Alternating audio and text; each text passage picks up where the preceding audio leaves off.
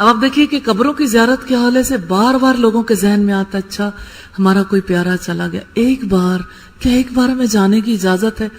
تو انہیں عام طور پر یہی حدیث سنائی جاتی ہے، لعن اللہ زوارات القبور۔ اس میں کیا شک ہے؟ اللہ کے رسول نے قبروں کی زیارت کرنے والی عورتوں پر لعنت فرمائی ہے، لیکن حضرت عائشہ سے روایت ہے کہ رسول اللہ نے قبروں کی زیارت کی اجازت دے دی،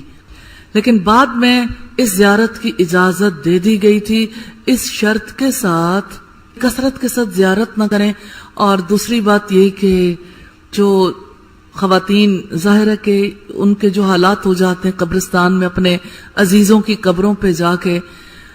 تو اور پھر اسی طرح سے جیسے ضعیف الاعتقاد زیادہ ہوتی ہیں خواتین جس کی وجہ سے روکا گیا، اور پھر حالات بھی قبرستان کے ایسے ہوتے ہیں کہ جادوگر، شیاطین اور جنات کا بسیرا زیادہ ایسی جگہوں پر ہوتا ہے۔ تو بہرحال عبرت کی غرض سے کبھی قبرستان کی زیارت ہو سکتی ہے۔ دوسرا نقطہ ہے خاص، وہ یہ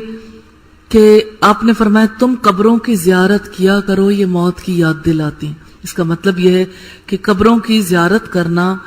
یہ انسان کو اس جہان سے اٹھا کر دوسرے جہان سے متعلق کر دیتا کہ انسان آگے جانے کی سوچتا رہتا۔ اللہ کے رسول صلی اللہ علیہ وسلم سے یہ بات پوچھی گئی